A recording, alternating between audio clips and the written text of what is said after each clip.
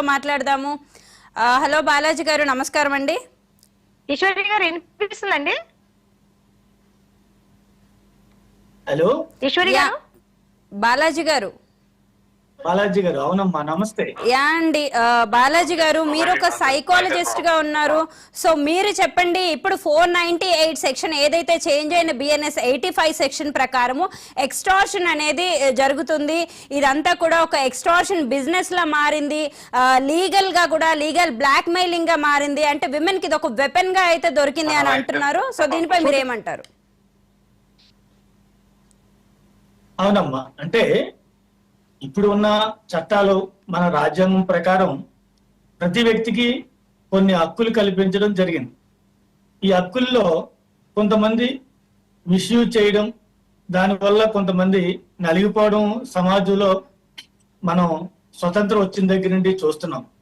అందులో కొన్ని పూర్వ రోజుల్లో పరిస్థితులను బట్టి స్త్రీలకి ఖచ్చితంగా రక్షణ కల్పించాలనే ఉద్దేశంతో వారికి ప్రత్యేకమైన చట్టాలు ఏర్పాటు చేశారు, ప్రొటెక్షన్ ఏర్పాటు చేశారు.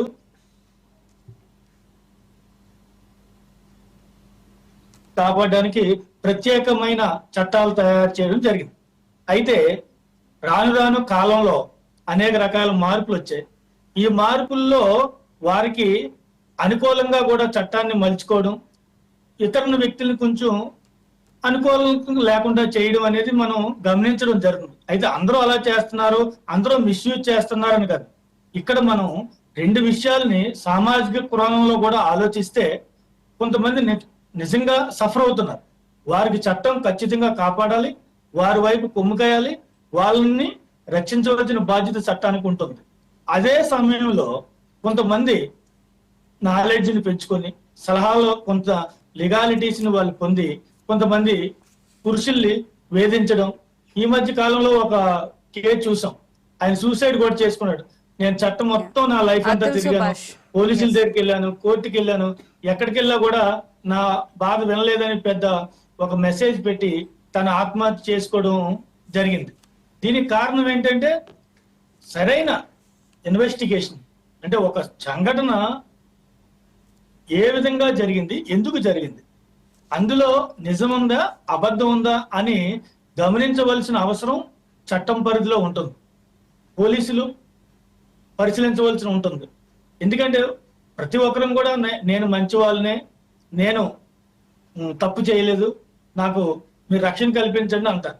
మీరు ఎనీ పోలీస్ స్టేషన్ ప్రతి వ్యక్తిని చూడండి, తప్పు చేసిన వ్యక్తి కూడా అలాగే తప్పు చేయలేని వ్యక్తి కూడా ఇద్దరు కూడా పోలీస్ స్టేషన్కి వెళ్ళిన తర్వాత నాకు న్యాయం చేయండి అంటారు. ఆ న్యాయం ఏం చేయాలనేది పోలీసులు తప్పేంటి రైట్ ఏంటి అనేది ఇన్వెస్టిగేషన్ లో వాళ్ళు ఐడెంటిఫై చేసి తప్పు చేసిన వాళ్ళని శిక్షించడం అనేది జరగాలి. అయితే ఆ శిక్ష న్యాయం తేలడానికి, నిజమా అబద్ధమా తేలడానికి కొన్ని సంవత్సరాలు పడుతుంది మన దగ్గర. తప్పు చేయలేని వాళ్ళు కూడా ఒక 2-3 సంవత్సరాలు 4-5 సంవత్సరాలు నలిగిపోవడం జరుగుతుంది. పాపం ఆయన ఒక మంచి ఎంప్లాయ్ తను సూసైడ్ చేసుకోవడం జరిగింది. ఎందుకంటే కోర్టుకు వెళ్ళారు, జడ్జి గారి దగ్గర చెప్పారు, పోలీస్ స్టేషన్ లో చెప్పారు, ఇంకా ఆయన నిజంగా న్యాయం జరగదు అనే నిర్ణయానికి వచ్చి తన ప్రాణాలు కోల్పోవడం జరుగుతుంది. ఇలాంటి చాలా సంఘటనలు చూస్తున్నాం. నేను చాలా కౌన్సిలింగ్ సెషన్స్ కి వెళ్తాను, పోలీస్ స్టేషన్ కి వెళ్తాను, వైఫ్ అండ్ హస్బెండ్ విషయాలను నేను గమనిస్తుంటాను. అలాగే నా కౌన్సిలింగ్ సెంటర్ ఉంది, కౌన్సిలింగ్ సెంటర్ లో కూడా నేను చూస్తాను, అనేక సామాజిక కార్యక్రమాలకు పాల్గొంటాను.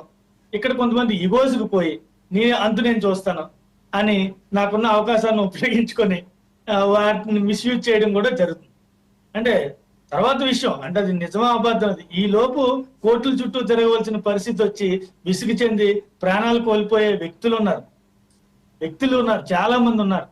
మనం ఒక్కసారి సామాజిక దృష్టితో గమనించినట్లయితే, వ్యక్తుల్ని మనం అబ్జర్వ్ చేసినట్లయితే, కోర్టుకు వెళ్ళిన వ్యక్తులు కానీ, పోలీస్ స్టేషన్కి వెళ్ళిన వ్యక్తులు కానీ, సమాజంలో ఎలాగా వైఫ్ అండ్ హస్బెండ్ కి గొడవలు పడుతున్న వ్యక్తులు కానీ మనం గమనించినట్లయితే వాళ్ళ మానసిక స్థితి డిఫరెంట్ గా ఉంటుంది.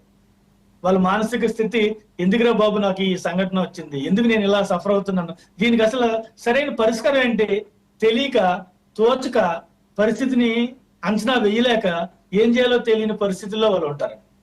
కాబట్టి ఈ పరిస్థితి నుంచి మనం ఉపశమనం కలిగించాలి.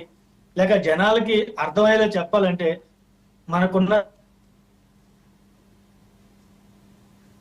ఎస్ కలిగించాలి. చదువుకున్న వాళ్ళకి, చదువుకు లేని వాళ్ళకి కూడా చట్టాల యొక్క పరిధి ఏంటో తెలియజేయాలి. ఆ పరిధిని అవగాహన చట్టం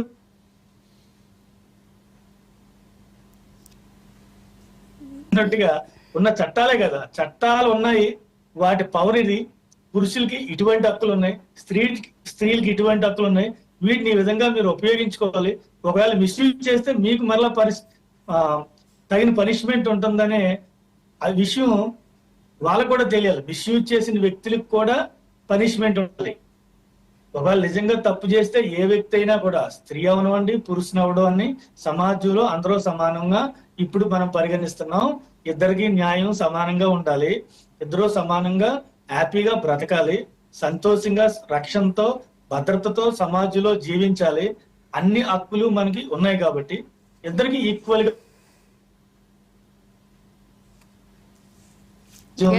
అవగాహన కలిగించాలి. విద్యా వ్యవస్థల్లో ఉన్నామండి చిన్నప్పటి నుంచి.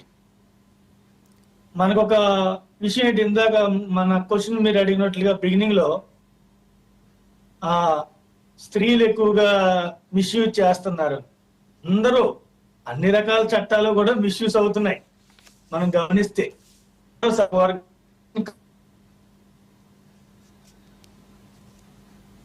కూడదు, న్యాయం గెలాలని వాదించాలి. మనందరం కూడా న్యాయం కొరకు పోరాడాలి. న్యాయం కొరకు పోరాడితే అప్పుడు బాగుంటుందని నా ప్రతి. ఎస్, మనం నెక్స్ట్ కృష్ణ కుమారి